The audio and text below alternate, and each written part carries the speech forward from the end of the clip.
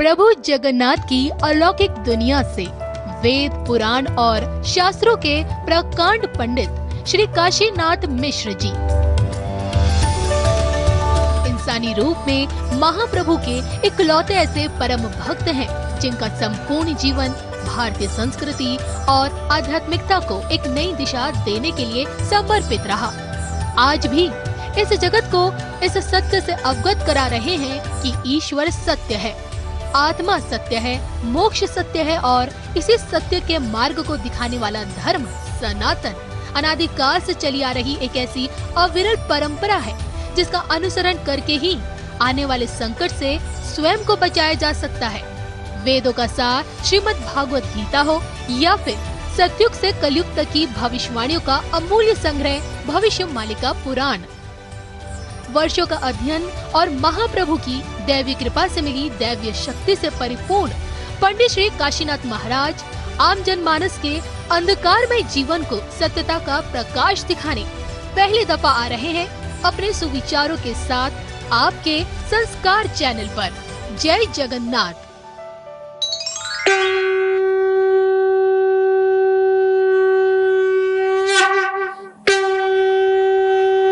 श्री भगवान भगवतानां मुखस्कलितं माक्षरं त्र्यक्षरं महाबीजं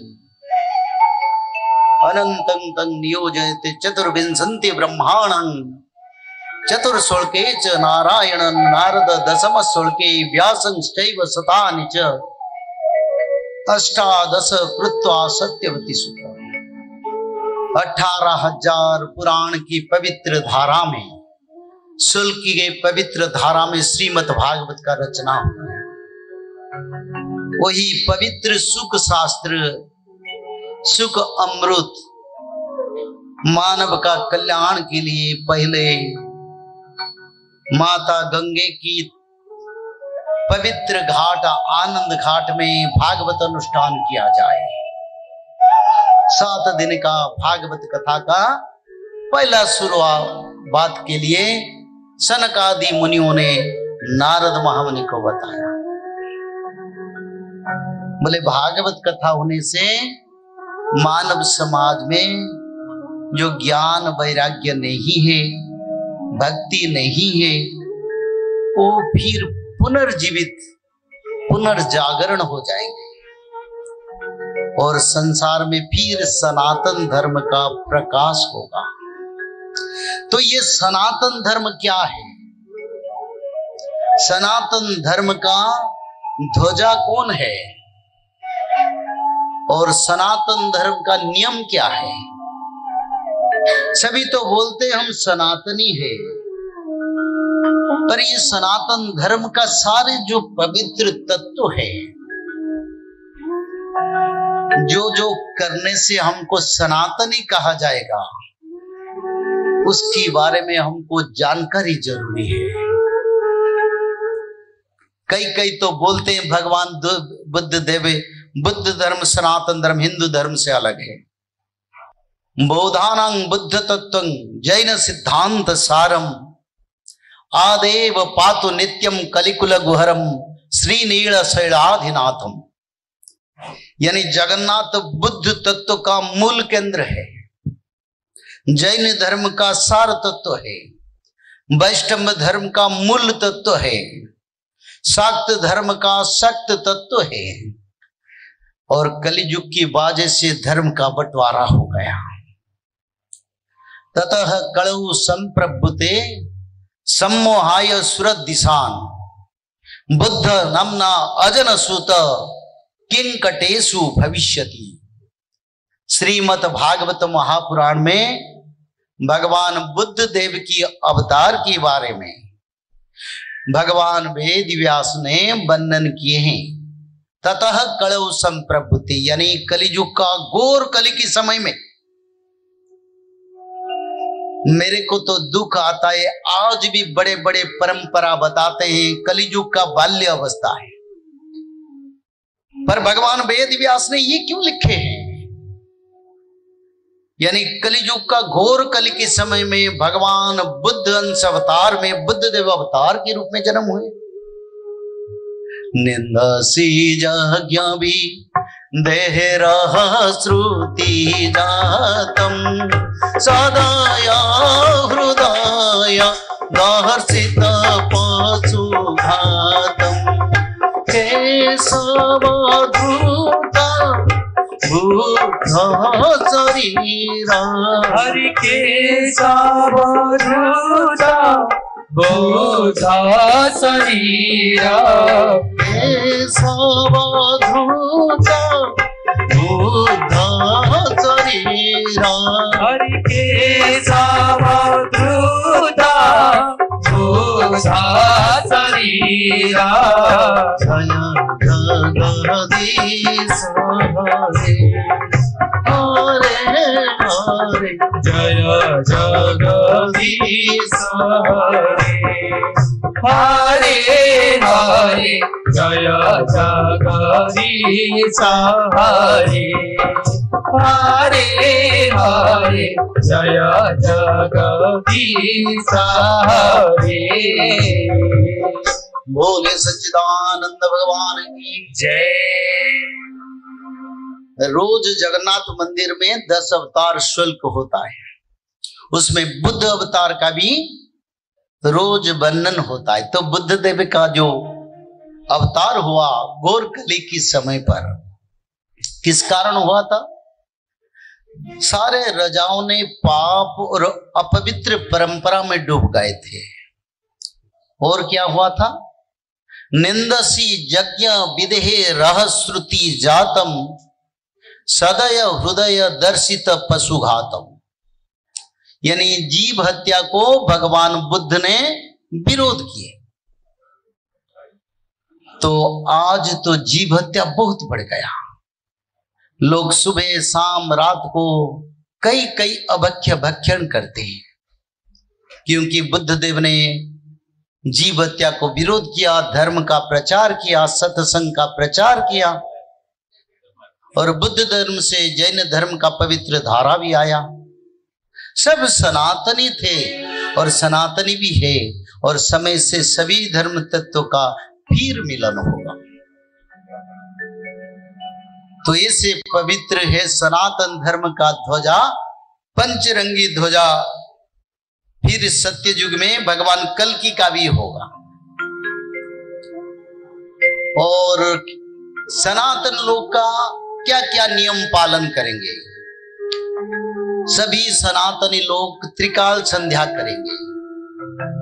त्रिकाल संध्या के बारे में शायद भारत में बहुत कम जानकारी है लोगों को, जिसको त्रिसंध्या कहते हैं। और त्रिकाल संध्या जिसको देवता, यक्ष, गंधर्व, मुनि, ऋषि और सत्ययुग मानव कर रहे थे, त्रेता युग में कर रहे थे, द्वापर युग में भी कर रहे थे, पर कली युग में संध्या भ्रष्ट हो गया, यानी लोग त्रिसंध्या में दूर हो गए। फिर आप लोगों को अगर त्रिसंध्या को जाना है, सत्य युग का मानव बनना है, तो त्रिकाल संध्या रोज करें। अगर त्रिकाल संध्या नहीं करेंगे, खुद को अगर सनातनी बताओगे, ये चीटर जैसा है, यानी कर्म नहीं, नाम लेने से क्या फायदा। त्रिसंध्या में हमारी पवित्र धारा में 10 अवतार का शुल्क और भगवान की 16 नाम। औषधे चिंतयते विष्णु भोजने च जनार्दन शयने पद्मनाभंश्च विवाहे च प्रजापति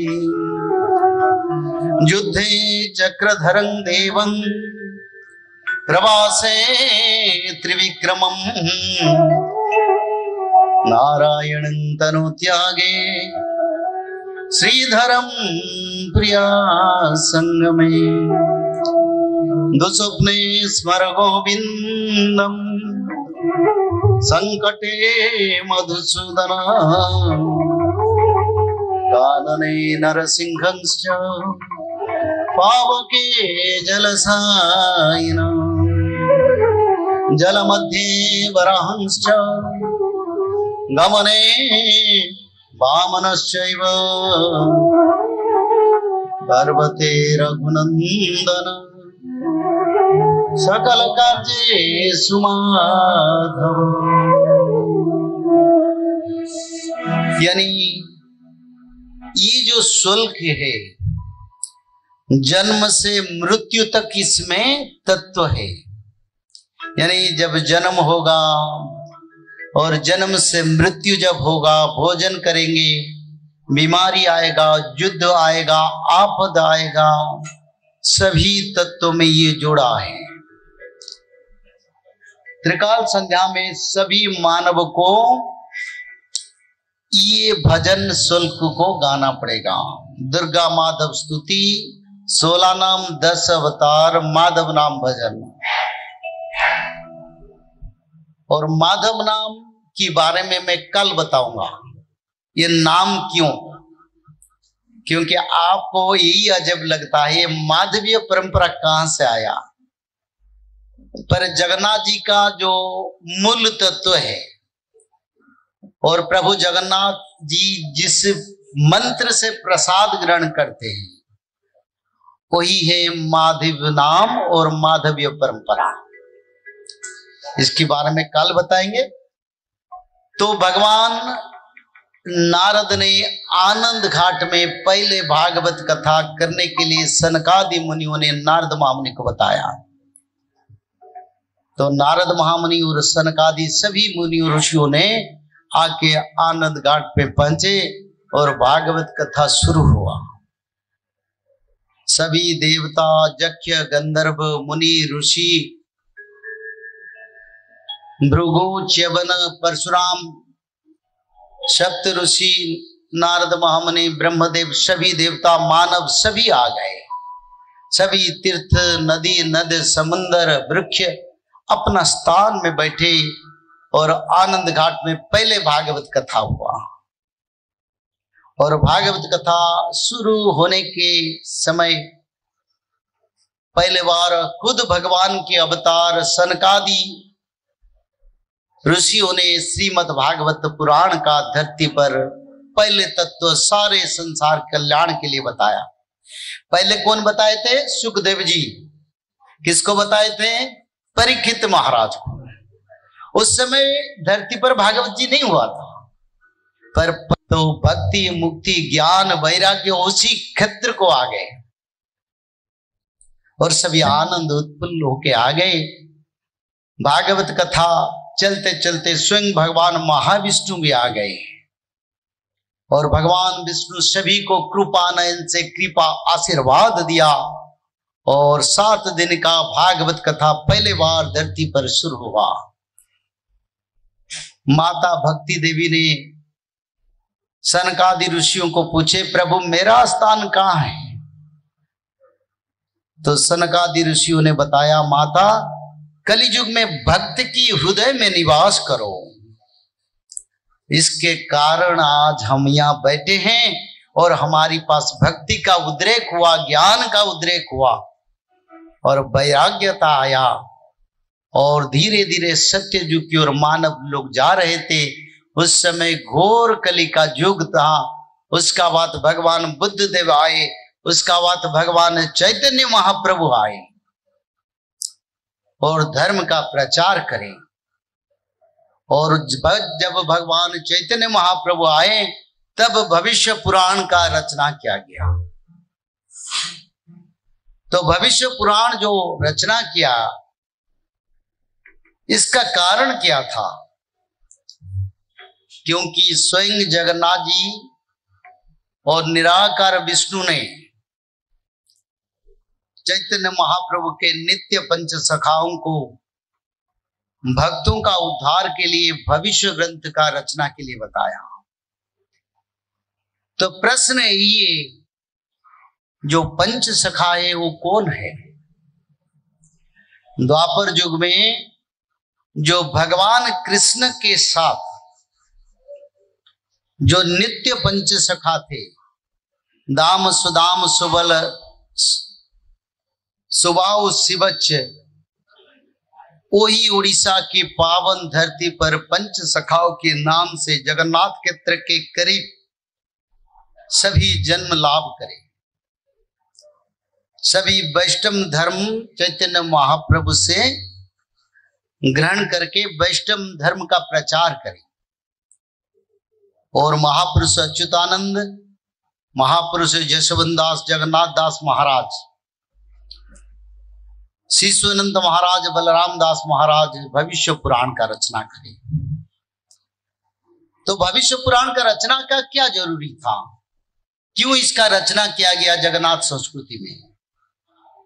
इसलिए रचना किया गया जैसे कि भगवान बताए, बोले कलियुग का समाप्त होने वाला है और आज से 600 साल के बाद फिर कलियुग का अंत होगा। और जब कलियुग का अंत होगा तो मेरे भक्त के साथ मेरा मिलन जैसे होगा।